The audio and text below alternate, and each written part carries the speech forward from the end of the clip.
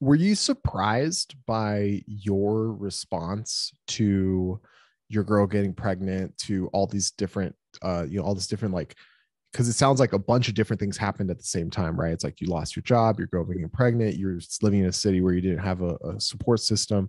It took you like 7 months or 8 months of just like complete grindstone to like reinvent your life and set yourself up for success here. Were you surprised by your ability to pull that off, or by the like the undying desire to pull that off, like when that fire got lit? Or were you just kind of like always had that type of a workmanship, a mindset or whatever, in your previous sort of profession, like, being an athlete, being a trainer, that sort of thing? Yeah, so that's the one thing my parents gave me, both of them, is work ethic.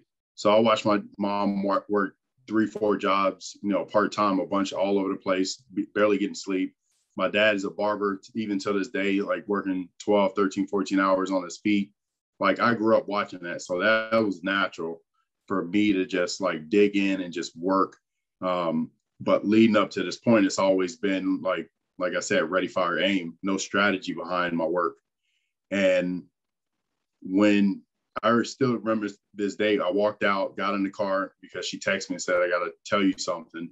And in back of my mind, and I tell her anytime we talk about this, I tell her it's in the back of my mind, I knew she was going to tell me that.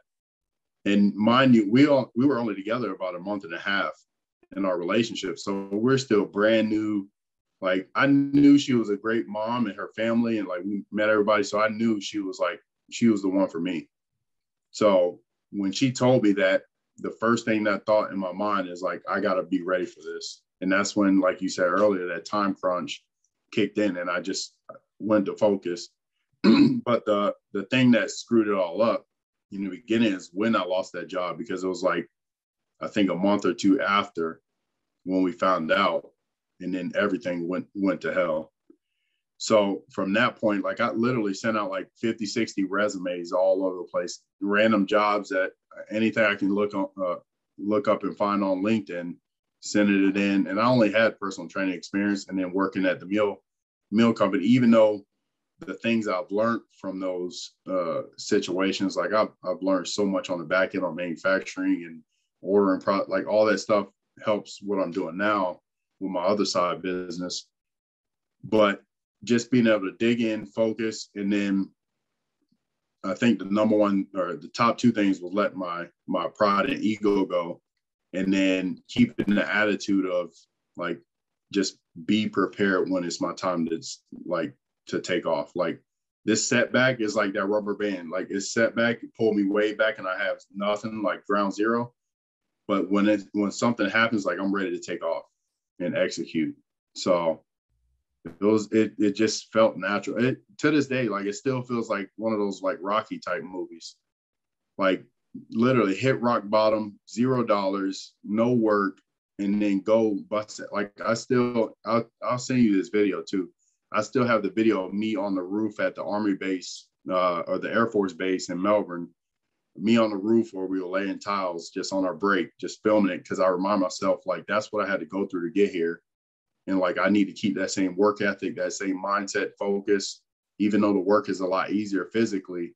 Like I need to keep putting that pressure on myself and keep that pedal to the floor. So how did you find, or did you, because I mean, I don't know. Obviously there's a lot of sacrifice that was made here. How did you find, or did you find the ability to keep yourself prioritized during this and to keep your relationship prioritized during this? Because you and your girl are still together. So obviously, like, even through all of that hardship, right? You guys made it. So how did you make those, even with 3 jobs, barely sleeping, putting yourself into these positions to like set your family up for success? How'd you find time to prioritize yourself and your relationship? So full transparency, it was no time but for work. And like that part of our relationship, and that's why like I pray that we get another chance at having another baby, because it's going to be way different. Like literally, it was all focusing on work. Like our relationship was terrible, and like I said, we were a month and a half in the relationship, so we had no like foundation to go off of. So it was just button heads a lot. She was always sick. And then me, like the only thing I needed to focus on was paying bills, like helping her brother, giving it, and us trying to save up money so we can move. So in the beginning, it was terrible. But as soon as it got the pharma job, that's when things started slowly getting better. And we had enough time to like start spending together and working on our relationship. And now it's never been better. Like she's my best friend.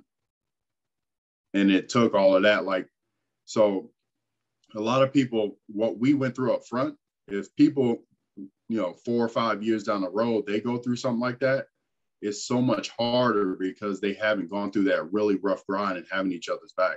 So like now, I already know she's my ride or die. Like she has my back. She takes care of the house and she knows I'm gonna work my ass off and make it happen. Yeah. I mean, I can see, there's this idea, it's very cliche, like the trial by fire thing, but that's kind of what you're describing. You're basically describing like, a 10 years worth of work, hardship, relationship, kids, like you're describing this like very, very condensed. And by the way, the crazy part about this is like the context of this is you're talking about 2019, right when it feels like things are starting to get normal and you're starting to get your like legs under you, COVID starts 2020 and everything goes like just right down the crapper again, for like the entire world. So it's almost like a 1-2 punch, right? But it just never stops punching.